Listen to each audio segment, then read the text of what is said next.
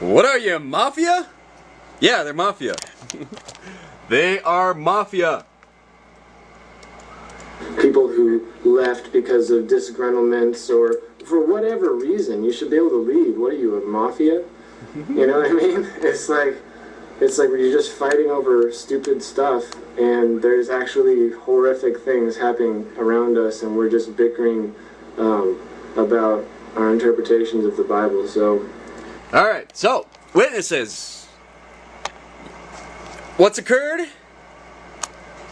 There are people who exist who have looked at, read, or found out about information you don't know about. You know that, right? Every witness nods yes. I know there are people who have looked at things and read things and studied things, listened to arguments that I have never heard in my entire life, who have concluded that the Watchtower is lying to you. The Watchtower is hurting people. The Watchtower is doing terrible shit. The Watchtower is using mafia tactics to keep their crazy ass cult together. You know there's people who claim so, right? And then the Watchtower is telling you that you should not listen to anything those people say because they're crazy. And it's super, super, super, super dangerous to listen to anything they have to say about the matter, because it's extremely likely that if you listen to what they say, you'll become one of them. Let's go over that again. You know, there are people who have left the organization who say they have found that the Watchtower is wrong, lying to people, using unfair tactics to keep people in the organization, and is lying to people. Those people have looked at, read, studied, or found out about information that you do not know. That is the circumstance, right? And then the Watchtower tells you, you should not ever listen to any of those people because they're crazy. The people saying that they can prove that we're full of shit, they're crazy. It's extremely likely that if you listen to them, you'll become one of them. You will also, if you think critically about Jehovah's organization, you won't see the love. That's a direct quote from the Watchtower.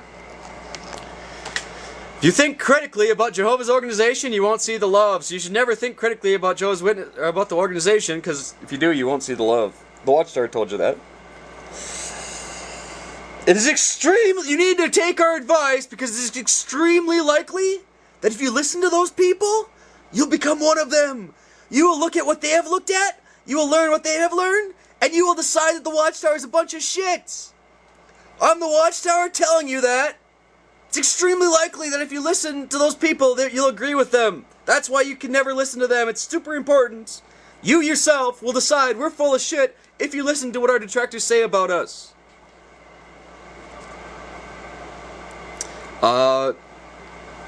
Propaganda techniques. They had a good video recently about the cognitive dissonance. Most important thing you need to understand, it's how our brain works.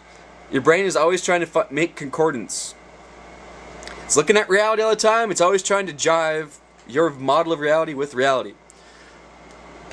And the key motivator of that is finding things that don't match.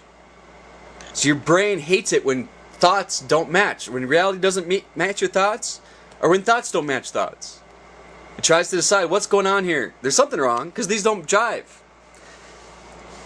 That's what's from a religious, political point of view. You need to understand that's why people have to think that people who don't believe the same as them are poop heads.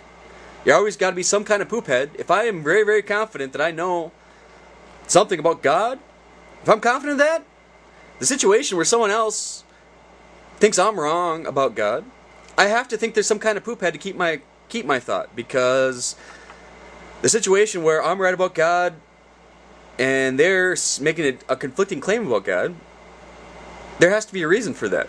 And that reason, I don't want that reason to be that I'm wrong. Right? So if I'm not wrong and we don't agree, then they have to be some kind of poop head. They're either just a poop head, or they haven't learned yet. They don't know what I know. That's one way you can resolve it. You can resolve it by thinking that they're ignorant. I guess it's the same thing. They just don't know what I know. You could jive it as they're misled. Somebody lied to them. That's why they don't think the same thing I do. Someone has lied to them. So that kind of poop head, they're just naive poop heads that don't know what I know. That's why I can remain right even as I understand someone else doesn't agree with me. They're malicious poop heads. They're disagreeing just because they want to be a poop head. But it's really important. The fundamental core reason for that is like fundamental to their operation of our own minds. Your mind is always trying to resolve dissonance. And it always hurts to have dissonance. It causes stress because, like, that's the same reason why you feel stress if you can't figure something out. You're thinking, I need to know, I need to figure this out, and I don't have a model to figure it out yet. You're trying to solve a math problem, simple as that. The reason why people don't like those situations is because it hurts to have, like, not be able to, I need answer, can't find answer, I have problem, need answer, can't find answer. Like, you start thinking, like, it's impossible! I'll resolve my dissonance by saying it's not possible to solve this problem. And then that's why I can put this away, because it's not possible to solve this math problem.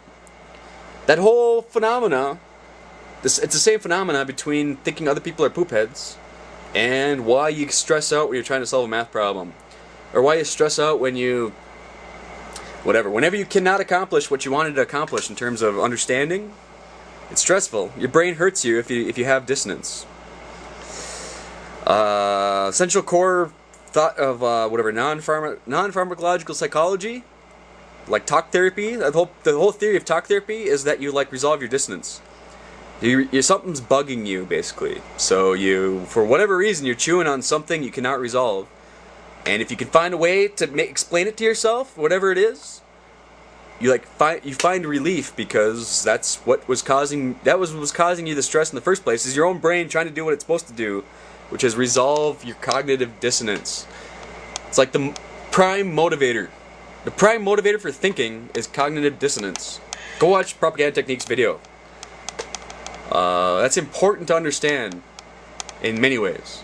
But extremely important for understanding when you get into a religious debate. That's the main thing that's going on. That's the main thing that's going on.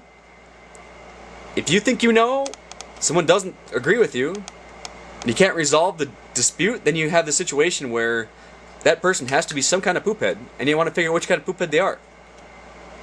It's a main core reason for religious conflict. Anywho,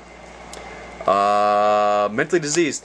Don't listen to the people who say we're full of shit, because if you listen to them, then you'll agree with them, is what the Watchtower is telling you.